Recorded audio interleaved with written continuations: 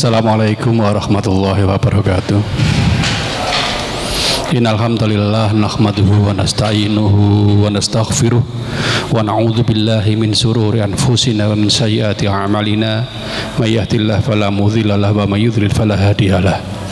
Asyhadu an la ilaha illallah wahdahu la syarikalah wa asyhadu anna Muhammadan abduhu wa rasuluhu la nabiyya wa la rasulah ba'dah. Bapak Ibu yang dimuliakan Allah, alhamdulillah kita pada malam hari ini kita masih diberikan nikmat oleh Allah Subhanahu wa taala, nikmat sehat, sempat dan juga nikmat keimanan.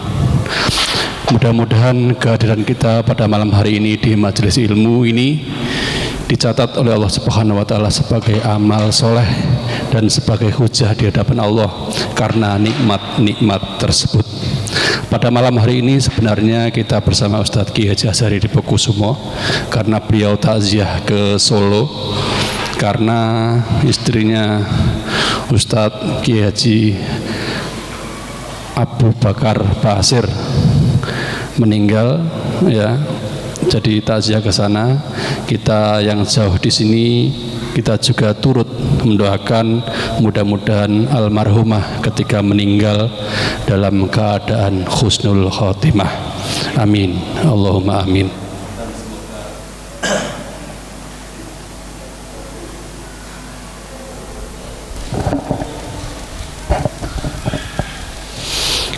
Dan semoga keluarga yang ditinggalkan diberikan ketabahan. Amin. Allahumma amin. Bapak Ibu yang dimuliakan Allah, kita lanjutkan kajian bersama Ustadz Dr. Hambal 420 hadis sahih pembentuk karakter.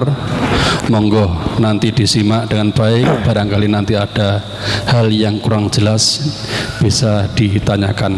Kita melanjutkan bab menafkahi keluarga.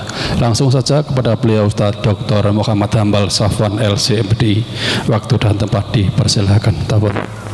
Assalamualaikum warahmatullahi wabarakatuh.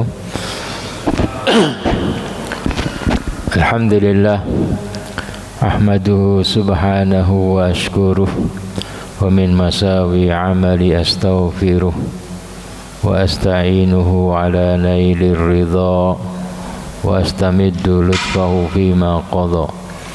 Wa ba'du inni bil yakini ashhad syahadatal ikhlasi an la yu'bad bil haqqi ma'luhun siwar rahmani man jalla an aibin wa an nuqsani wa anna khaira khalqihi muhammada man ja'ana bil bayyinati wal huda wa rasuluhu ila jami'il khalqi bin nuri wal huda wa dinil haqqi Salla alaihi rabbuna wa majjada wal ali wa sahbi dawaman sarmada. Yaqulu Rasulullah sallallahu alaihi wasallam fima rawahu al-Bukhari wa Muslim min hadithi Muawiyah radhiyallahu an, may yuridillahu bihi khairan yufaqihu fid din.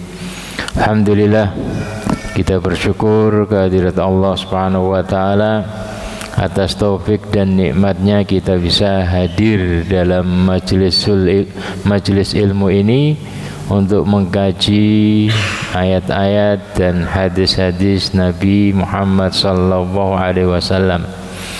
Majelis ilmu atau ta'lim itu untuk agar kita tidak hilang arah, ya, tidak hilang arah di dalam menjalani kehidupan kita di atas muka bumi ini.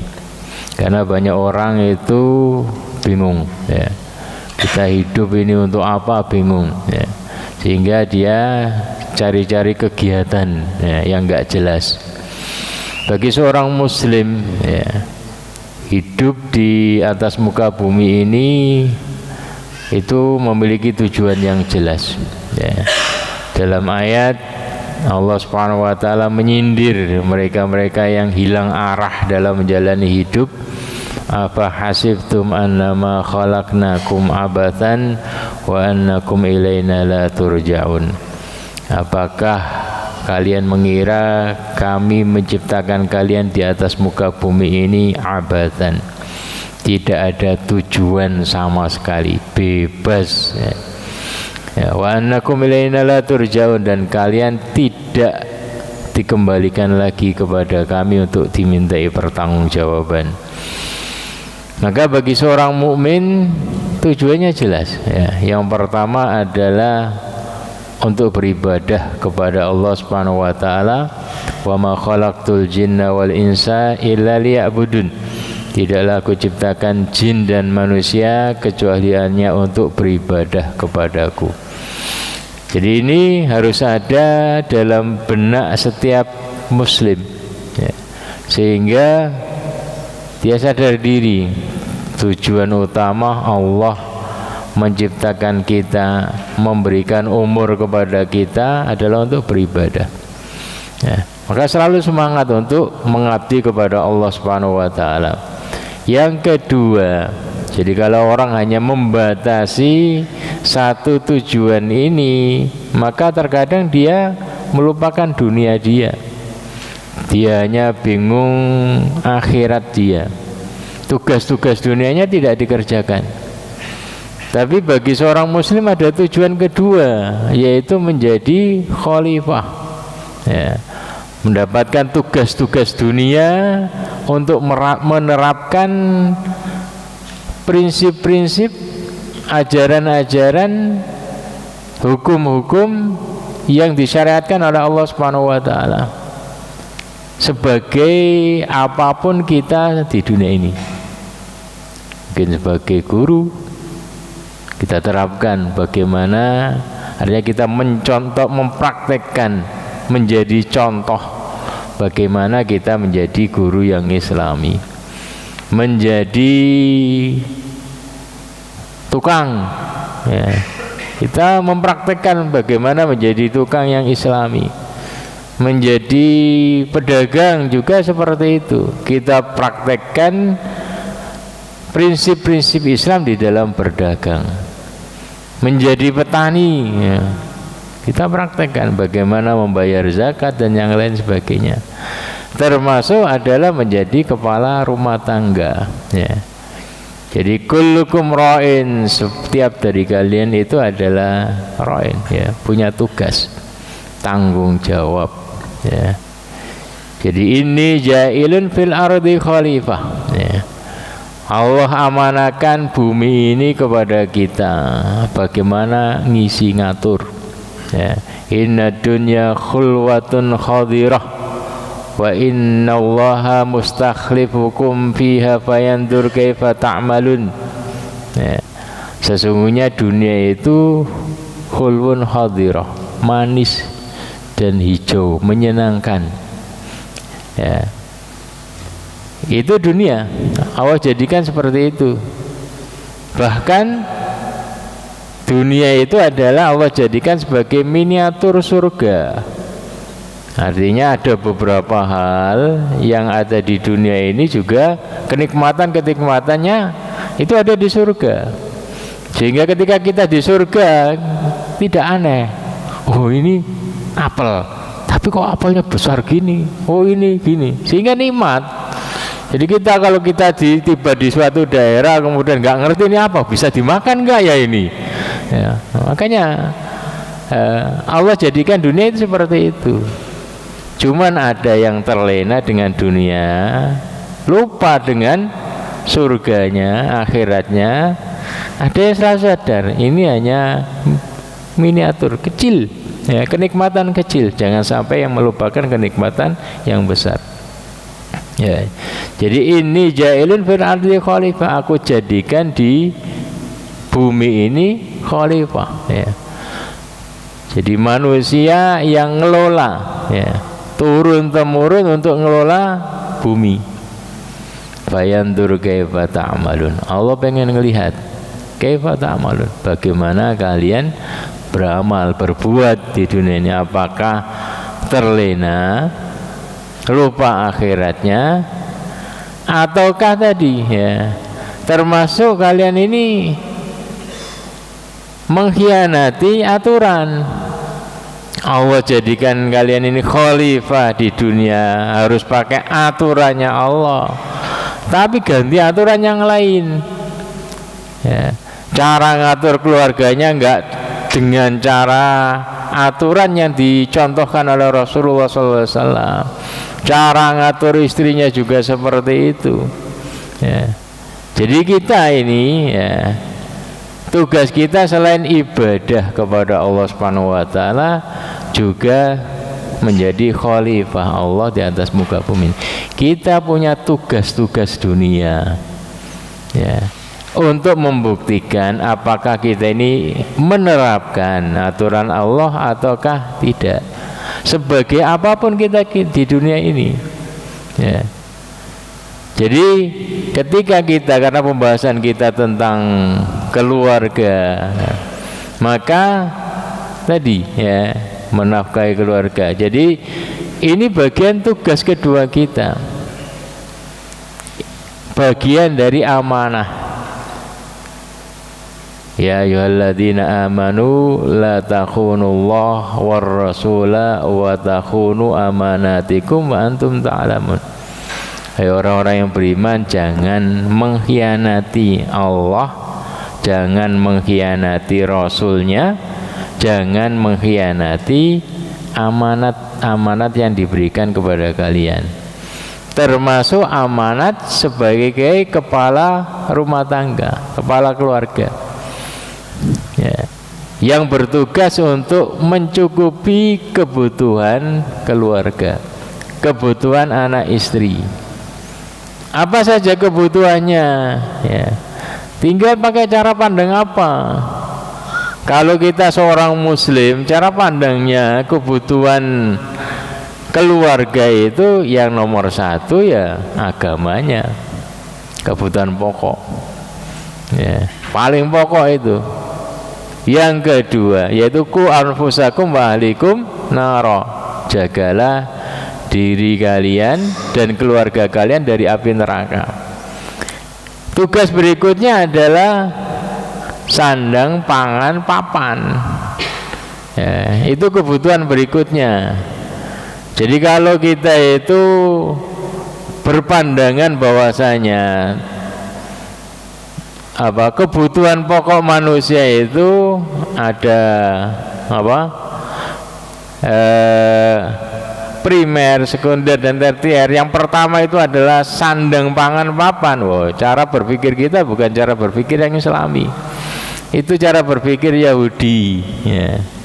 Kalau cara berpikir Islami itu yang nomor satu itu agamanya, itu nomor satu, karena itu yang abadi, yang paling ditanya itu nanti di akhirat, yaitu, ya, bagaimana super primer itu, bagaimana istri kamu, bagaimana anak kamu, itu yang paling ditanya nanti. Kalau anak kamu makan enggak, ya, makan ya tetap tanggung jawab. Tapi makan sate atau makan ikan itu enggak ditanya, ya. Jadi yang paling pokok pertama itu adalah tanggung jawab agama, ya. Jadi dari situ kita memahami bahwa ketika kita bekerja, ketika kita nyekolahkan anak, itu kita ini sedang bertugas, ya, menjalankan tugas kita sebagai khalifatullah, tugas kecil. Jangan berpandangan khalifah itu presiden, ya, kepala negara, hanya pandangan itu, enggak. Jadi tugas manusia sebagai khalifah itu bagaimana kita ini mempraktekkan aturan Islam dalam profesi yang kita geluti, tugas kita di dunia itu, ya, sehingga tidak bebas nilai, ya, tidak bebas aturan dalam mengatur keluarga, dalam mengatur ekonomi, dalam mengatur pertanian. Semuanya harus tadi merujuk dalam panduan Al-Quran dan Sunnah Nabi Sallallahu Alaihi Wasallam. Dari sini kita selalu semangat, ketika kerja kita semangat, karena ini adalah perintah Allah dan Rasulnya. Dalam hadis Nabi Sallallahu Alaihi Wasallam, an Abdullah bin Amr bin al-As radhiyallahu anhuma qala Rasulullah Sallallahu Alaihi Wasallam, kafa bil mar'i ithman ayyudhai'a may yaqud, ya, rawahu Abu Dawud, ya. Jadi cukup seseorang itu dikatakan berdosa kalau dia menterlantarkan orang yang menjadi tanggungan dia. agar kita ini tidak berdosa, maka kita kerja. Ya. Dan Rasulullah Sallallahu Alaihi Wasallam dalam hadis yang lain beliau katakan, ayuhan nas ittaqullah wa ajmilu fit talab. Makanya dalam mencari rezeki, dalam bekerja, Rasulullah SAW juga memberikan panduan, ayuhan nas ittaqullah wa ajmilu fit talab. Ya. Jadi kata-kata Rasulullah SAW adalah kata-kata bijak, nasihat. Ya. Wahai manusia, yang dikedepankan takwalah kepada Allah. Belajar, ya.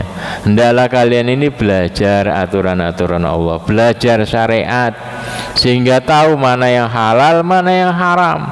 Kemudian kau perhatikan itu. Jadi patokan utama pertama ittaqullah. Itu bagaimana kita dikatakan bertakwa kalau kita tidak mengetahui hukum halal dan haram.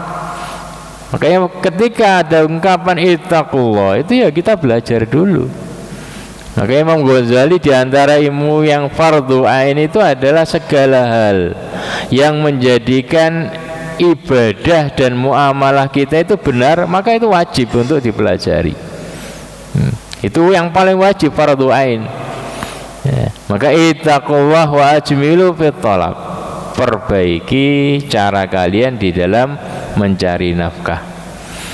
Fa inna nafsan lan tamut hatta tastawfi rizqaha. Kemudian beliau memberikan tadi, menenteramkan ini. Sesungguhnya agar kita dalam kerja itu tentram, gak bingung, gak takut direbut orang. Sesungguhnya jiwa itu tidak akan mati sampai sempurna jatah rizkinya. Wa in abta'a anha fattaqullah. Kalau rezeki kalian itu agak lambat, kok agak susah, ya, maka Rasulullah katakan ittaqullah, tetap kamu pegang aturan Allah itu. Jangan kemudian mata kamu gelap, kok susah ya cari yang halal, kemudian semua diterjang. Jangan. Ittaqullah, ya. Wa ajmilu fit talab. Beliau ulangi lagi, perbaiki caramu dalam mencari rezeki, insya Allah dapat. Ya. Khudhu mahal wadau maharram. Ya. Ambil yang Allah halalkan, tinggalkan apa yang Allah haramkan, meskipun itu banyak. Ya.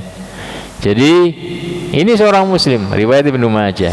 Jadi seorang muslim itu punya prinsip, ya, tidak asal-asalan, ya. Dan Rasulullah Sallallahu Alaihi Wasallam menghibur kita para pencari rezeki, ya, para kepala keluarga di dalam mencari rezeki, bahwa kita sedang fisabilillah. Kita juga termasuk sedang menjalankan sunnah Rasulullah Sallallahu Alaihi Wasallam, jalan hidup Rasulullah Sallallahu Alaihi Wasallam ketika bekerja. Maka ketika Rasulullah SAW duduk bersama para sahabatnya taklim, kemudian ada lewat orang pekerja, semangat, ya, kerja, nampak sekali dari ototnya begitu kekar, ya. Jadi dalam riwayat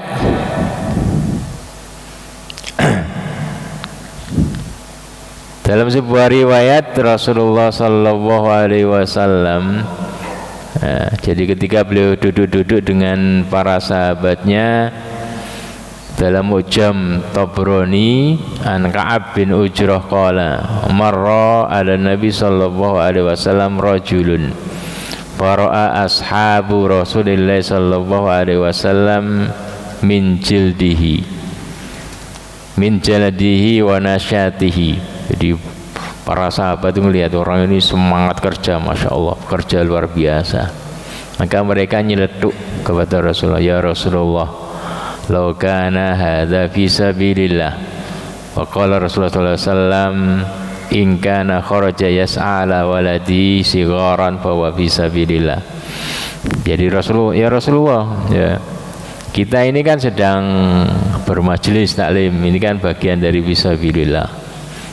Apakah yang gak mau ikut taklim itu kerja, ya, itu termasuk fisabilillah? Kata Rasulullah SAW, ya, kalau dia ini kerja, ya, kerja untuk mencari nafkah buat anaknya yang kecil, maka itu bagian dari fisabilillah, itu bagian dari sunahku, ya. Ya, jadi Rasulullah SAW itu bukan hanya pokoknya harus ngaji saja, tapi juga tadi, karena masing-masing orang itu punya tadi, ya, punya keadaan sendiri-sendiri. Kita bersyukur bisa membagi waktu kerja dan waktu ta'lim, itu patut untuk disyukuri. Kita dapat dunia, dapat akhiratnya. Tapi ada orang-orang yang tadi mungkin nggak cukup waktu, nggak ada waktu untuk hadir taklim, kita husnudzon karena betul-betul tertuntut untuk mencari rezeki, ya. Tapi tetap dianjurkan menyempatkan agar kita tahu syariat Allah Subhanahu wa taala, termasuk untuk menghibur diri. Karena kalau orang nggak pernah ngaji, nggak pernah taklim, selalu bingung dengan tuntutan dunia. Karena taklim itu menghibur, nanti akhirat itu begini, aturan begini, sehingga kita dalam mencari rezeki ya tenang. Kalau nggak ada gitu, kita bingung dikerja, kebutuhan luar biasa begini ya. Kita jadi bingung, ya. Jadi beliau katakan kalau dia, ya, itu keluar kerja itu untuk mencari nafkah bagi anaknya yang kecil, bahwa fisabilillah, itu termasuk fisabilillah. Wa in kana kharaja yas'a ala abawain syaikhain kabirain fa huwa fisabilillah. Kalau dia keluar kerja itu untuk mencari nafkah, mencukupi kebutuhan kedua orang tuanya yang sudah tua, maka itu juga termasuk fisabilillah. Wa in kana yas'ala nafsihi ya'ifuha fa huwa fisabilillah. Kalau dia kerja itu untuk mencukupi kebutuhan dirinya agar tidak minta-minta, maka itu juga fisabilillah. Wa in kana kharaja riyaan, cuman kalau dia itu keluarnya itu karena riya, wa mufakharah, atau karena untuk membangga-banggakan diri, membangga-banggakan kekayaan, untuk mencari harta untuk dibangga-banggakan saja, bahwa fisabilil syaitan, itu dia sedang berada di jalan syaitan, ya. Jadi tergantung keadaannya dan tergantung niatnya. Jadi Rasulullah SAW beliau selalu menyemangati untuk kerja, ya, sebagai tugasnya, untuk menjalankan tugas sebagai kepala rumah tangga atau sebagai laki-laki. Dan beliau juga bukan hanya berbicara, tapi juga mempraktekkan. Jadi Rasulullah SAW itu beliau dari awal ketika di Bani Sa'ad beliau sudah ikut gembala kambing, masih kecil itu, ya. Kemudian ketika di Mekah beliau juga gembala. Kalau tadi di Bani Sa'ad masih kecil, masih latihan ikut-ikutan. Ketika sudah jadi pemuda, jadi remaja, maka beliau sudah sudah ngambil, artinya menjadi orang yang dipercaya untuk menggembalakan kambingnya orang Mekah. Jadi dalam hadis riwayat Bukhari, an Abi Hurairah radhiyallahu anhu, anna Nabiy sallallahu alaihi wasallam qala, ma ba'atsallahu nabiyyan illa ra'al ghanam. Tidaklah Allah mengutus nabi kecuali dia gembala kambing. Faqala ashabu wa anta. Kemudian para sahabat bertanya, termasuk engkau ya Rasulullah, pernah gembala kambing enggak? Maka beliau menjawab, na'am, ya, kuntu ar'aha ala qararid. Ya, aku pernah gembalakan kambing punya orang Mekah, upahnya beberapa dinar, upahnya sedikit, nggak banyak, tapi itu bagian dari bentuk beliau memberikan contoh kepada umatnya harus kerja, ya. Riwayat Bukhari. Wan Jabir bin Abdullah radhiyallahu anhu, anna Nabiy sallallahu alaihi wasallam suila akunta tar'al ghanam, qala na'am, wa hal min nabiyyin illa ra'aha, rawahul Bukhari. Jadi Rasulullah pernah ditanya, apakah engkau ya Rasulullah pernah gembala kambing? Kata beliau, ya. Wa hal min nabiyyin illa ra'aha, ya. Tidaklah nabi kecuali menggembala kambing. Artinya beberapa nabi itu juga menggembala kambing, tidak semua ya. Jadi itu yang dicontohkan Rasulullah SAW. Ketika beliau sudah umur sudah agak ya menjadi pemuda lah ya, 20 atau berapa itu sudah mulai habis dari gembala, kemudian beralih menjadi dagang ya. Beliau berdagang, membawakan barang dagangan orang Mekah ke Syam ya, untuk dagang ya. Dan Rasulullah SAW terkenal, sampai terkenal. Jadi kalau nitip barang dagangan, nitip Muhammad saja. Kenapa? Karena laris kalau dijual Muhammad, kata mereka. Sehingga itu ada rebutan. Dan ini terdengar oleh Khadijah, orang wanita yang terkaya di Mekah. Jadi Khadijah ini ketika mendengar itu, seorang yang bernama Muhammad ini, orang Mekah ini mereka semangat nitipkan barang ke Muhammad muda ya, belum jadi nabi. Maka Khadijah kemudian manggil Muhammad ya. Maka Rasulullah SAW menerimanya ya. Dan dia kata ya, jadi Khadijah ini kemudian ketika menitipkan barang dagangan kepada Nabi Muhammad, dia kemudian menunjuk anak buahnya Maisarah untuk mengikuti bagaimana Nabi Muhammad ini menjual barang dagangannya ya. Dalam perjalanan itu enak, kata Maisarah, kita ini ketika jalan itu nggak pernah kepanasan, ada saja mendung awan di atas kita, sampai lokasi dan alhamdulillah laris. Dan Nabi Muhammad ini punya ide baru. Kalau dulu itu ngambil barang dagangan ke Syam dijual ke Mekah, Rasulullah SAW itu punya ide baru agar keuntungan double. Beliau ngambil barang dari Mekah dijual ke mana? Ke Syam. Nanti Syam kulan barang dijual ke Mekah. Jadi untungnya double ya. Jadi ini yang dicontohkan oleh Rasulullah SAW. Kemudian beliau setelah itu ya menikah dengan Khadijah. Kan kadang orang itu melihatnya sepenggal, Rasulullah nggak pernah kerja, sehingga ngapain Ustadz itu kerja, kiai kerja ngapain? Ini Rasulullah nggak ada riwayat beliau kerja. Beliau itu sudah jadi direktur, jadi suaminya Khadijah, jadi tinggal nyuruh ya. Jadi kadang orang itu ngerekam sebagian tok kan gitu. Setelah kemudian ketika ke Madinah, beliau itu menjadi kepala negara, mendapatkan jatah 1/5 ghanimah. Jadi kaya raya beliau ini. Jadi ngelihatnya jangan sepenggal, Rasulullah nggak ada riwayat beliau kerja ketika sudah di Madinah, sehingga ngapain kiai kerja kan gitu ya.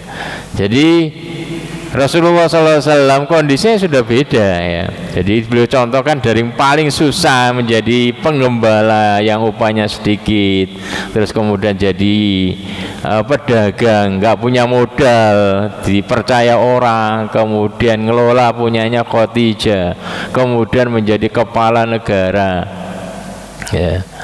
Jadi itu yang dicontohkan oleh Rasulullah SAW. Maka kemudian beliau katakan para nabi ya, para nabi itu juga semua rata-rata tadi punya kerjaan ya.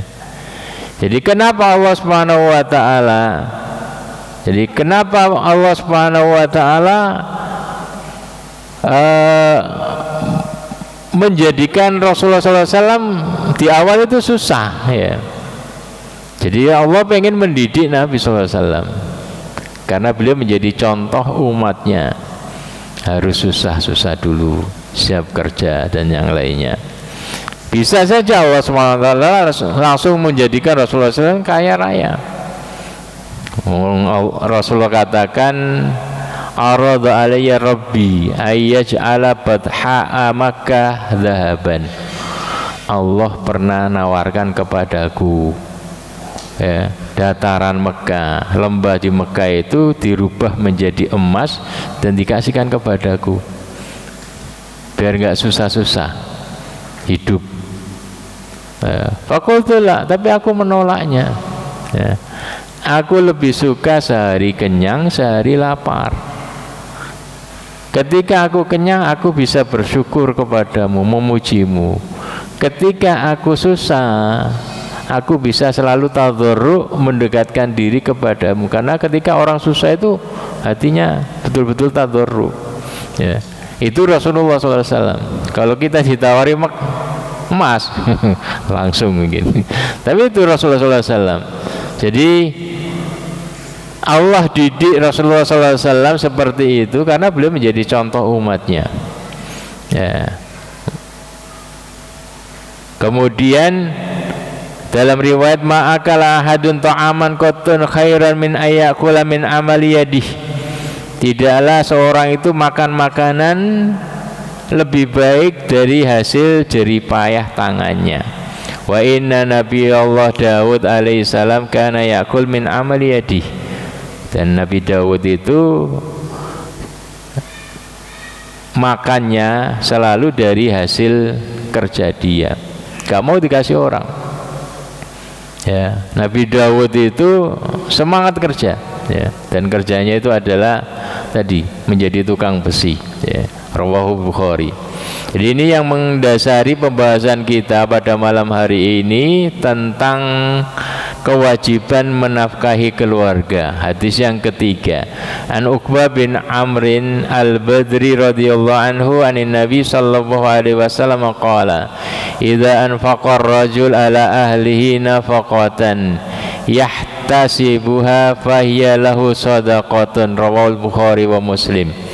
Dari Uqbah bin Amrin al-Badri radhiyallahu anhu dari Nabi sallallahu alaihi wasallam, beliau bersabda, idza anfaqar rajul ala ahli, ketika seseorang itu menafkahi keluarganya, yahtasibuha, memberikan sesuatu, memberikan nafkah kepada keluarganya, yahtasibuha, dalam catatan dia mengharap pahala dari Allah Subhanahu wa taala, fahiya lahu shadaqah, maka itu menjadi sedekah baginya. Meskipun ini menjadi kewajiban dia, tapi kalau dia ini yahtasibuha, mengharap pahala dari Allah Subhanahu wa taala, menata niatnya, ya.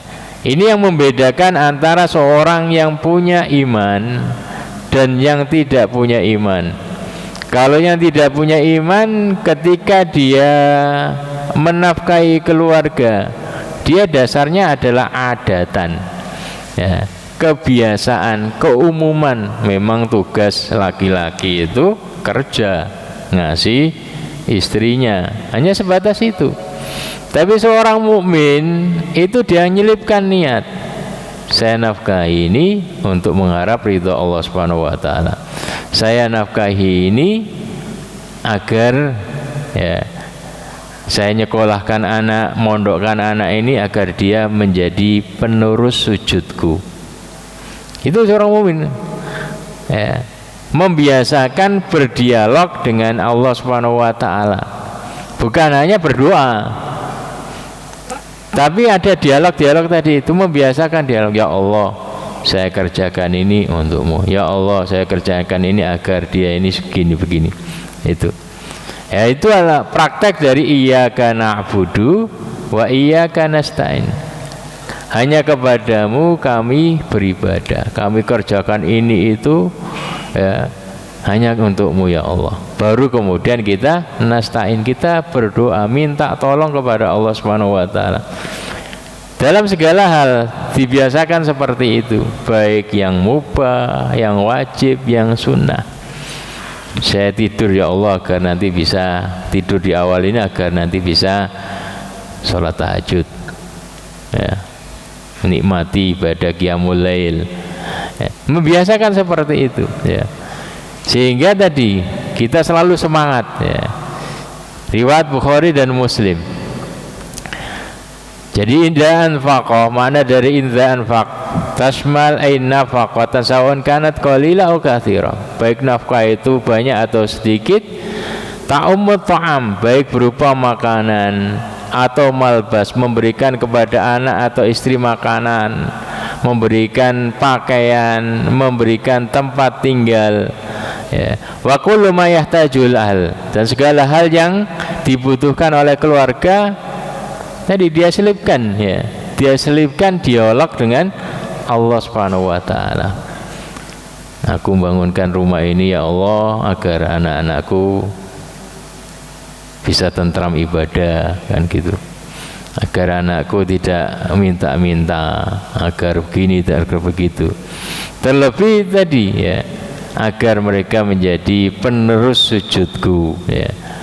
Ala ahlihi, yaitu zaujatihi wa waladi, jadi menafkahi keluarganya, masuk di dalamnya istri, anak, dan semuanya yang menjadi tanggung jawab dia, termasuk orang tua.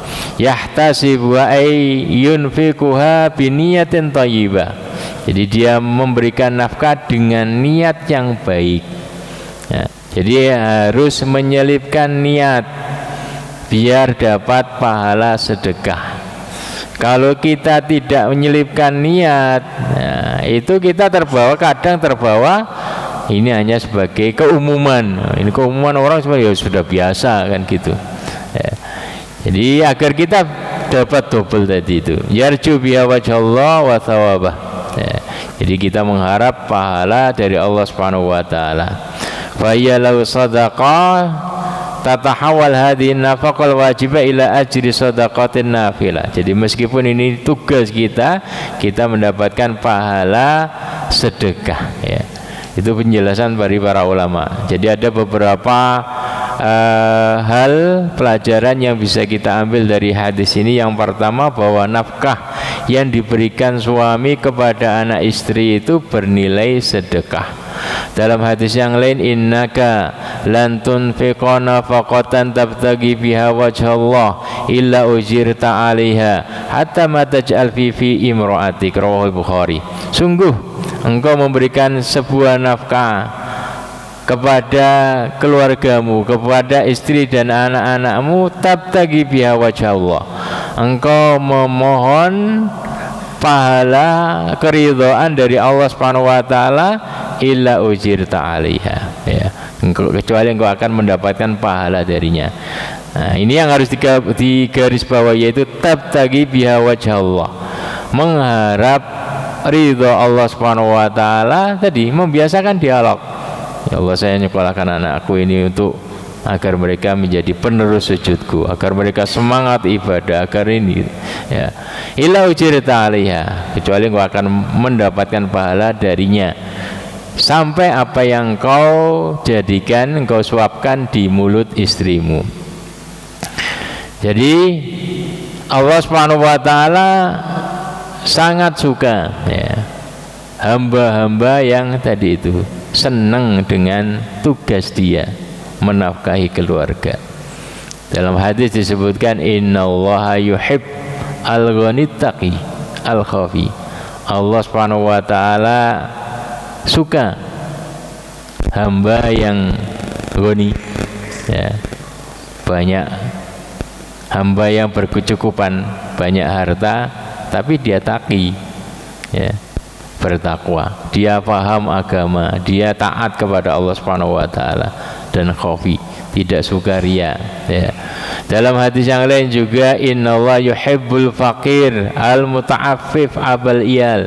Allah juga suka seorang yang fakir, bukan hanya kaya saja, Allah juga suka hamba yang fakir, tapi dia itu muta'affif, semangat kerja agar tidak minta-minta, dia pantang minta-minta sehingga dia semangat kerja.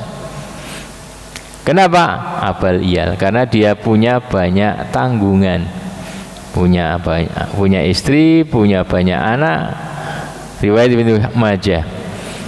Dan dalam riwayat Tabrani, minadz-dzunub dzunubun la yukaffiruha illal ham bi talabil ma'isyah. Ada di antara dosa-dosa itu tidak dihapuskan, tidak diampuni, tidak dihapuskan kecuali dengan kesusahan hidup dalam mencari ma'isyah, dalam bekerja, ya. Jadi ketika kita berkeringat, kita berdialog dengan Allah. Ya Allah, semoga dengan keringatku ini rontok dosa-dosaku, kesalahanku, ya, karena saya ini sedang mencari nafkah, ya. Ini hiburan bagi seorang mukmin, ya. Dalam hadis riwayat Abi Daud dan Tirmidzi, an Abi Sa'id, man ala salas banat fa'addabahunna wa zawwajahunna wa ahsan ilaihinna falahul jannah. Barang siapa yang Allah kasih rezeki 3 anak perempuan, ya, dia senang dengan amanah ini, dia tidak nelongso, ya. Fa'addabahunna, lalu dia didik. Kalau dia bisa mendidik, maka dia masukkan di pesantren agar terjaga, ya, agamanya.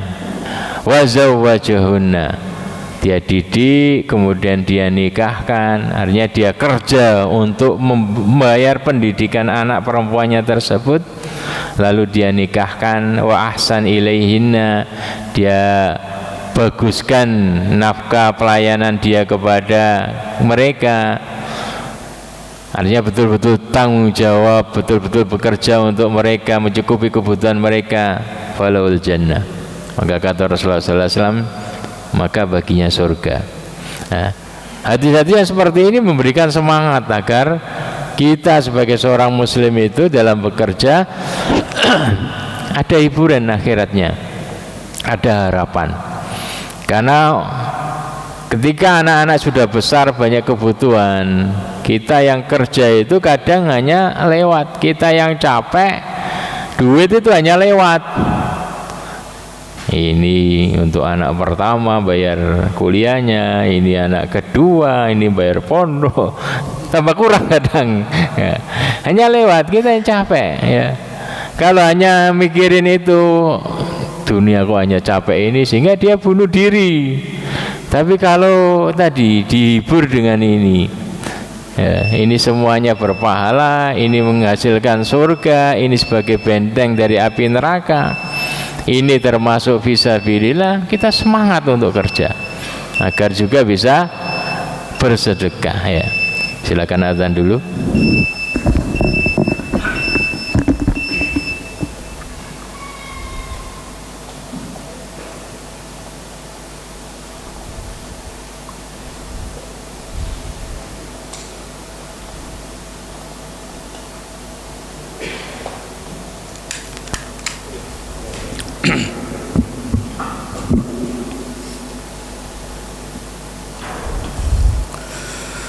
Allahu Akbar, Allahu Akbar, Allahu Akbar, Allahu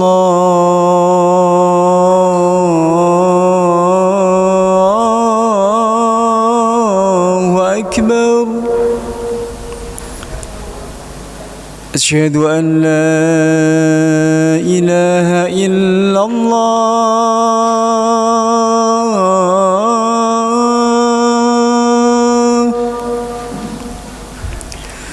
أشهد أن لا إله إلا الله.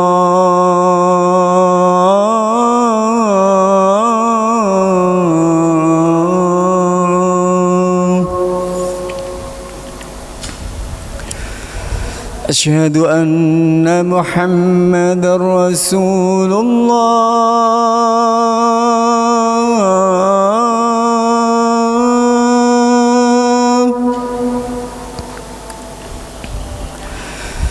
أشهد أن محمدا رسول الله.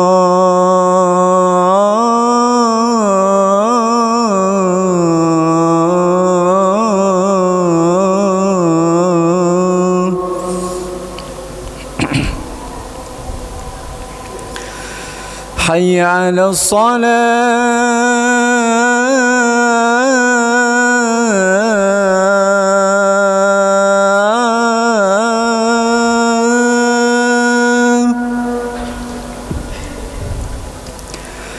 حي على الصلاة.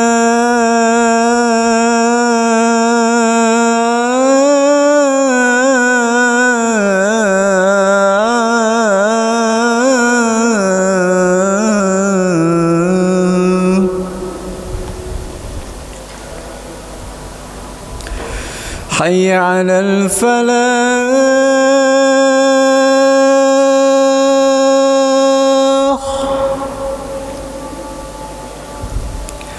حي على الفلاح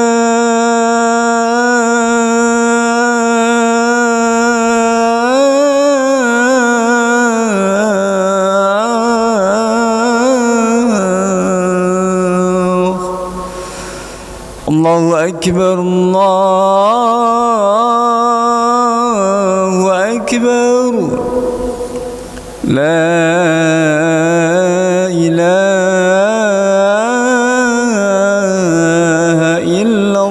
الله لا إله إلا Ya. Kita lanjutkan sebentar. Pelajaran yang kedua yang kita bisa peroleh dari hadis ini yaitu semangat bekerja untuk menafkahi keluarga dan larangan menganggur. Ya. Jadi Islam memberikan motivasi kepada kita agar kita semangat bekerja, menafkahi keluarga dan berlindung diri dari menganggur. Ya.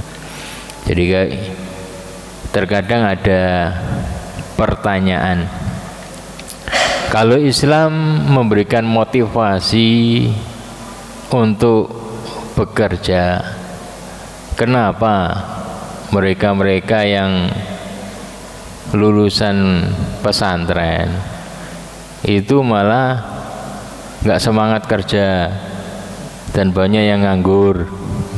Ya. Jadi hadisnya jelas, ya, hadisnya itu jelas. Jadi ngelihat sesuatu itu adalah ngelihat dalilnya, hadisnya, jangan ngelihat pribadinya, ya. Karena kalau kita ngelihat pribadi banyak kekurangan, ya. Jadi mungkin kita katakan yang ditiru siapa dulu, ya. Kalau yang dijadikan gurunya itu Rasulullah itu semangat kerja, apa saja dikerjakan. Gembala kambing lo belum mau, ya, gak gengsi. Karena kadang lembaga pendidikan itu keliru dalam jalan. Jadi hasilnya apa? Hasilnya hanya menjaga penampilan. Suruh buat buang sampah nggak mau, gengsi. Masa kiai buat sampah kan gitu. Mau kerja berat-berat, gengsi. Kita menjaga Islam. Rasulullah itu seperti itu mencontohkan, ya. Jadi tidak milih kerjaan yang hanya wah-wah. Yang penting hasilnya apa? Kerjakan yang kecil-kecil dulu, nanti dapat yang besar, kan gitu. Yang dicontohkan Rasulullah. Dari yang paling kecil-kecil dulu, yang remeh-remeh dikerjakan. Jadi alaikum bisunnati wa sunnatil khulafa'ir rasyidin, ya. Tiru aku, tiru para khulafaku, khalifahku, Abu Bakar, Umar, Utsman, Ali, ya. Itu mereka luar biasa, ya. Kalau kita buat baca riwayat-riwayat itu, dan para nabi-nabi juga seperti itu. Kita bacakan, war rasul alaihi wassalatu wassalam kanu yaktasibun. Para rasul itu mereka itu kerja. Ada yang petani, ada yang macam-macam dagang. Fa Adam zaru al-hintah wa saqaha wa hasadaha wa dasaha wa tahanaha wa ajanaha wa khabazaha wa akala. Nabi Adam itu petani. Petani yang multi ininya. Jadi bukan hanya sekedar nanam. Beliau yang nanam gandum, yang nyirami, yang manen. Setelah panen diproses sendiri, dijadikan roti, dia makan, ya. Jadi mandiri, ya. Itu Nabi Adam, petani. Yang kemudian dilanjutkan oleh anaknya Qabil, berprofesi sebagai petani, ya. Sedangkan Habil kemudian berprofesi sebagai peternak kambing, ya, yang kemudian disyariatkan untuk korban.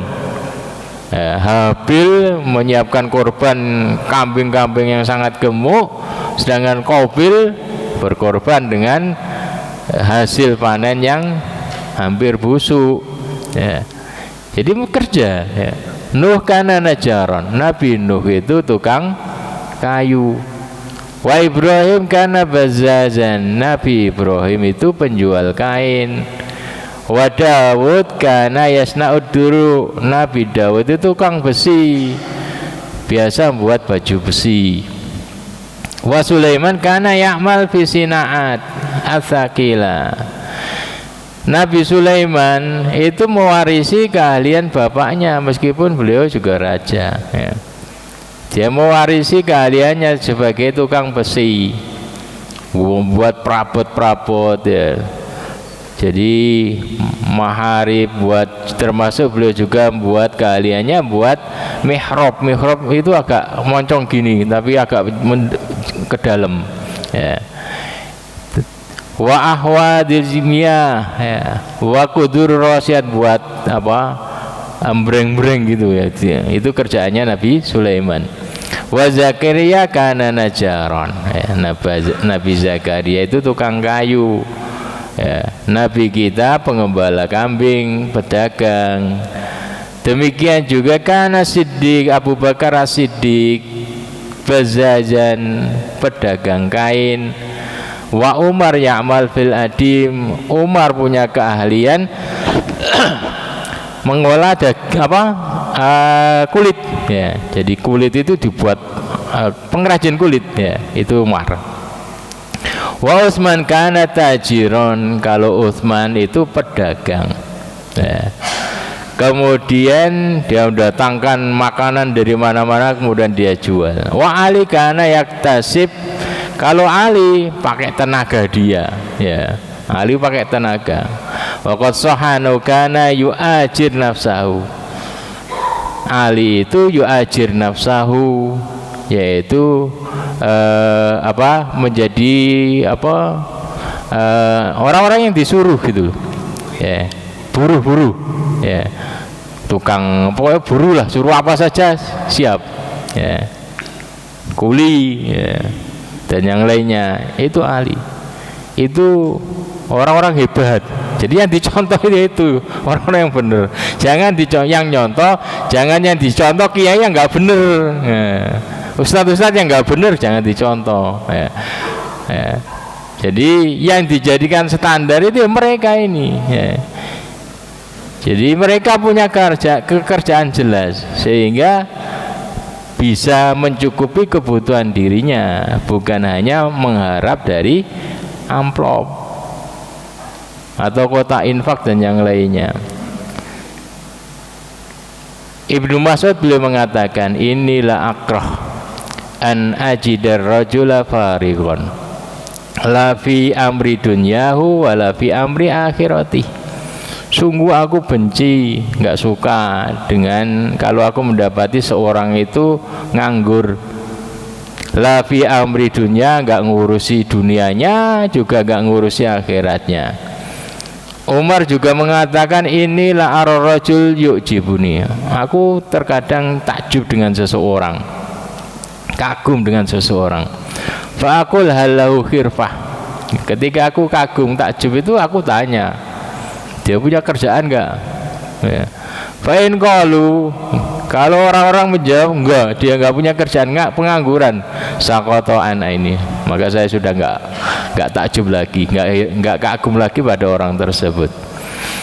Kemudian di dalam kitab Dzari'ah ila Makarim Syariah karangan Abil Qasim Husain bin Muhammad bin Mifdal atau dikenal dengan Raghib Asfahani, beliau berpesan, in aratta alla tat'ab fat'ab di alla tat'ab, jika kamu pengen nanti tidak capek, masa tuamu nggak capek, maka capekkan dirimu sekarang, semangat kerja. li'alla tat'ab, biar besok kamu tidak capek, ya. Jadi inilah Islam. Islam itu indah, punya konsep yang sangat bagus. Kita umat Islam saja yang terkadang kurang mempraktekkan.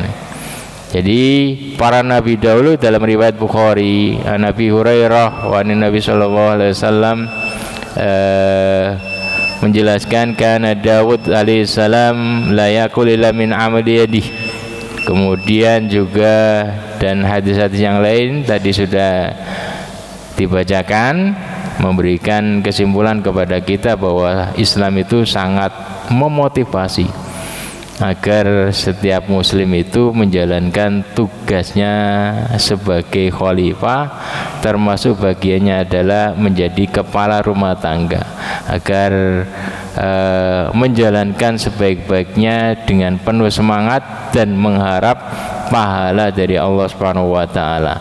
Semangat kerja untuk memenuhi kebutuhan keluarga, kebutuhan agama, kebutuhan sandang, pangan dan papan. Demikian, semoga bermanfaat. Assalamualaikum warahmatullahi wabarakatuh. Demikian tadi yang disampaikan oleh Ustaz Dr. Hambal. Semoga kita semuanya bisa mengambil hikmah dan manfaatnya. Selanjutnya sesi tanya jawab, monggo Bapak Ibu yang ingin bertanya. Ini ada pertanyaan dari pemirsa live streaming. Nanti yang di sini dulu, nggak apa-apa. Monggo. Ya. Oke, monggo Bapak. Mik. Terima kasih atas waktunya. Assalamualaikum warahmatullahi wabarakatuh. Assalamualaikum warahmatullahi wabarakatuh. Ada beberapa sedikit yang mau saya tanyakan, Ustadz. Yang pertama yaitu tentang bagaimana cara Nabi menafkahi keluarganya. Yang pertama, Bagaimana cara Nabi menafkahi keluarganya? Iya. Apakah sama dengan kebanyakan orang di Indonesia ini? Yang kedua yaitu ketika Nabi menjadi kepala negara akan mendapatkan gaji. Lah, negara itu apakah mendapatkan pendapatan atau uang itu apa seperti di Indonesia ini, yaitu memajaki rakyatnya? Itu aja, terima kasih. Assalamualaikum warahmatullahi wabarakatuh. Assalamualaikum warahmatullahi wabarakatuh. Ya, bagaimana Nabi SAW dalam menafkahi keluarganya. Jadi Rasulullah SAW mencontohkan kepada kita menjadi kepala rumah tangga yang baik. Ya. Jadi di awal pemuda sebelum berkeluarga, beliau semangat kerja sehingga punya tabungan, punya modal, ya, untuk menikah dengan Khadijah. Ya. Ketika beliau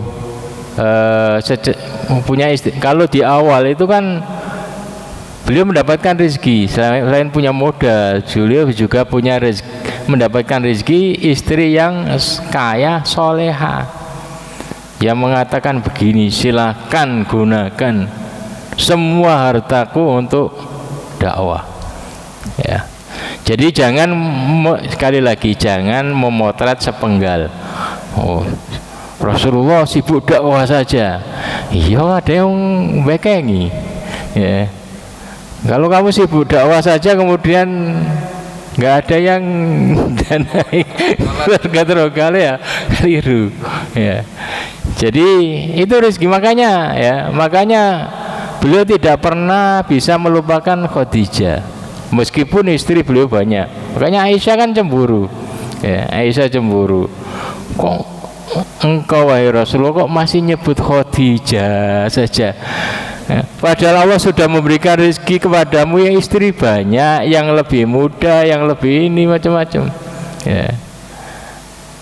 Kata Rasulullah, nggak ada orang seperti istri seperti Khadijah. Ya, dia membantuku menyiapkan harta kekayaan untukku untuk dakwah di saat orang menahan hartanya karena belum terkenal. Ya, Kalau sudah terkenal, oh ini Rasulullah kan, setelah di Madinah kan pada nyumbang. Ya, waktu di Mekah itu nggak ada yang ini. Satu orang nggak ada yang ngasih bantuan, Khadijah yang nanggung semuanya. Ya. Dan kalau potret lengkapnya kan untuk nafkah kan setelah di Madinah. Ya. Jadi Rasulullah Shallallahu Alaihi Wasallam ya, ketika di Madinah kan sudah menjadi kepala negara. Ya, nggak ada gaji khusus dari negara. Yang menetapkan itu langsung Allah. Jadi banyak peperangan dan dapat ghanimah 1/5-nya itu Rasulullah dapat jatah. Ya. Jadi Rasulullah mendapatkan dari situ banyak, harta rampasan itu banyak sekali. Tapi Rasulullah Shallallahu Alaihi Wasallam itu tidak seperti kita, tidak seperti para pendeta mengumpulkan harta atas nama agama. Ya, kadang kita kan ustadz, ayo infak, masuk rekening pribadi. Ya. Tumpuk, senang jadi ustadz. Ya. Tapi enggak, Rasulullah itu dapat jatah. Tapi semua sahabat itu datangnya kepada Rasulullah kalau membutuhkan. Ya. Sehingga selalu beliau bagi-bagikan beliau infakkan, sedekahkan kepada para sahabat. Istrinya ya sesuai sederhana lah. Kalau kita pengen ngelihat kamar Rasulullah sekarang mudah ya. Nggak ada perabot yang mewah-mewah, hanya ranjang, tikar. Terus pojokan sana ada dapur, ya. Nggak mewah, padahal kepala negara. Ya. Jadi ketika untuk keluarga beliau sederhana, tapi untuk agamanya mewah, super mewah. Kurban 100 ekor unta, 2 miliar. Ya. Tapi ya kadang 3 hari nggak ngepul ininya dapurnya. Beliau pernah kelaparan sampai 3 batu ganjal di perutnya. Artinya untuk ngasih nafkah ya secara umum sederhana ya, sederhana. Cuman kadang beliau siapkan ya. Jadi dalam riwayat Bukhari itu Rasulullah SAW kata Aisyah nyiapkan untuk kebutuhan setahun.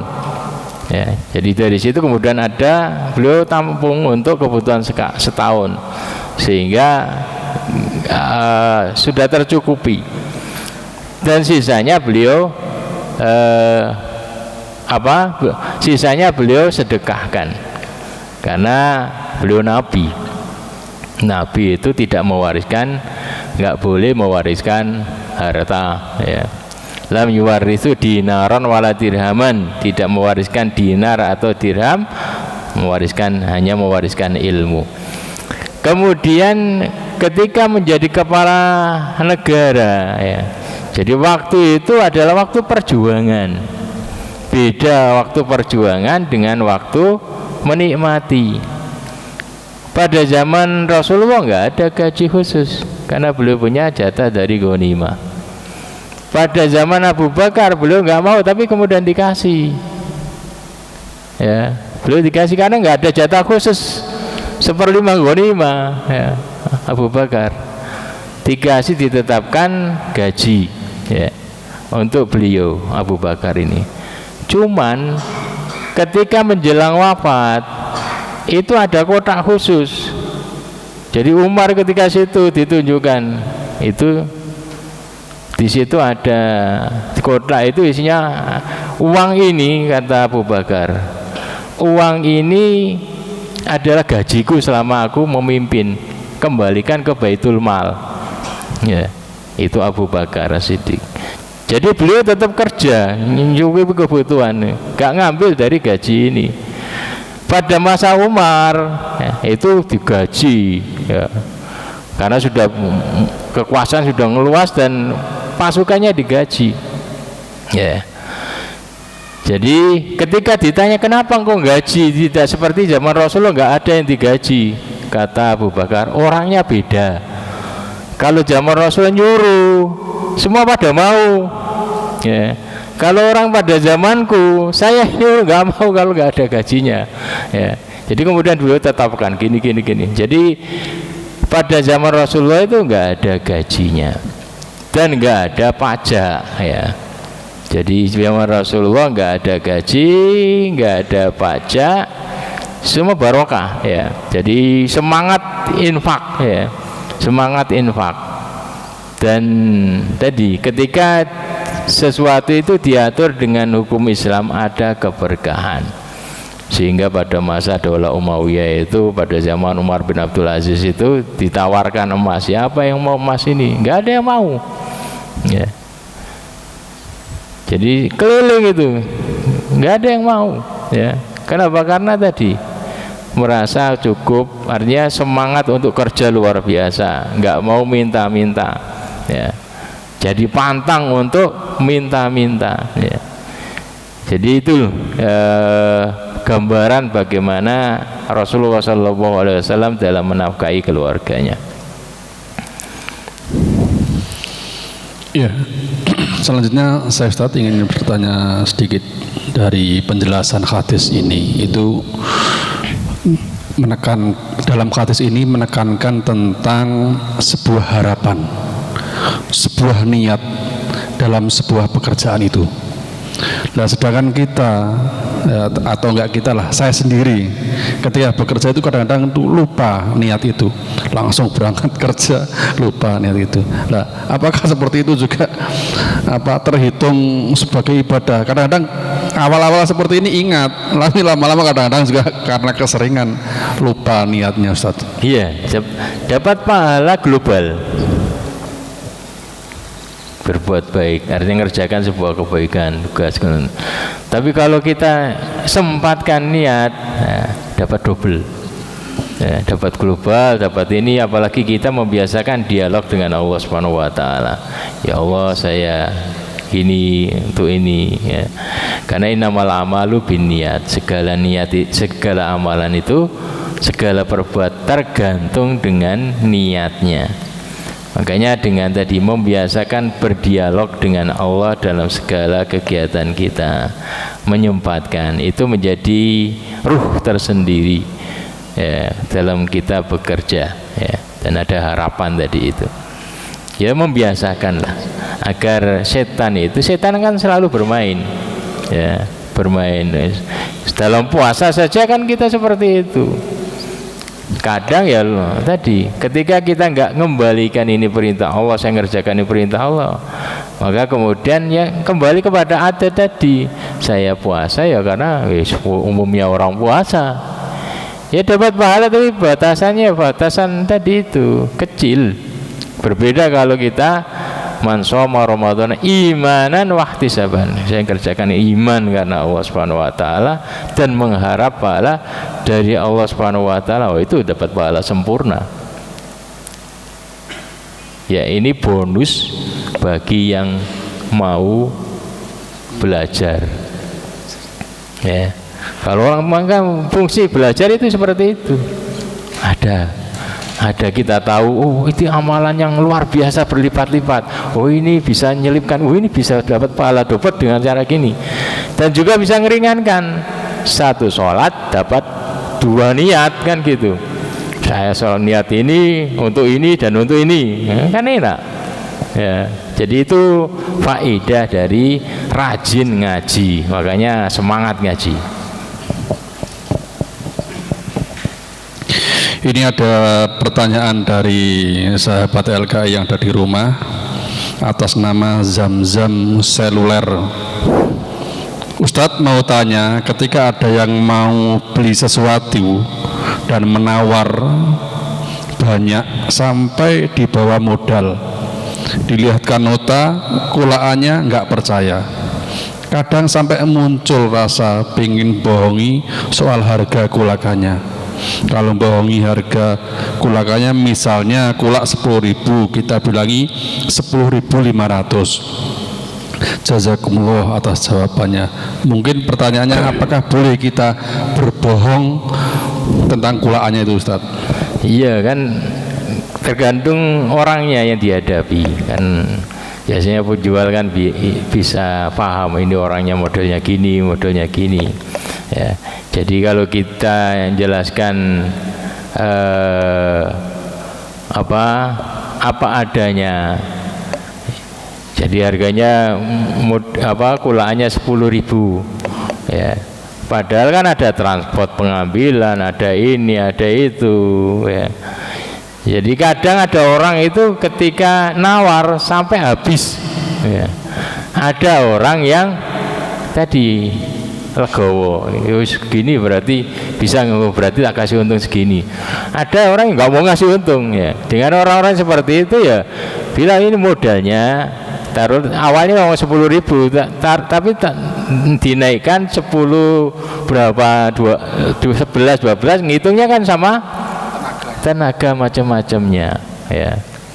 Jadi seperti itu ya, penjual itu lebih pintar. Saya bukan pintar dagang. Kita serahkan ahlinya, gurunya masing-masing. Mungkin niru seperti Rasulullah gitu Ustaz, mungkin cuman orangnya kan beda zamannya.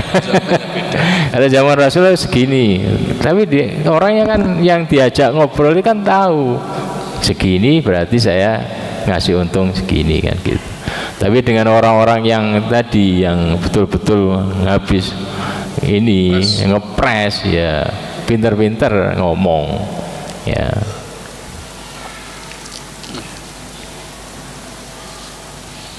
Ya, Bapak Ibu yang dimuliakan Allah, demikian semoga kita bisa mengambil hikmahnya dan bisa lebih bersemangat lagi di dalam bekerja. Sing biasane aras-arasen saiki tambah semangat. Oh iya cah, aku iki ngono ya ibadah, kerjaku iki yo ibadah oleh pahala. Ya biasane kerja berangkat kelemer-kelemer tambah semangat meneh, insyaallah ya. Bapak Ibu yang dimuliakan Allah, mohon maaf kalau ada kesalahan. Kita tutup dengan bacaan hamdalah dan doa kafaratul majlis. Alhamdulillahirrahmanirrahim. Subhanaka Allahumma wa bihamdika asyhadu an la ilaha illa anta astaghfiruka wa atubu ilaik. Wassalamualaikum warahmatullahi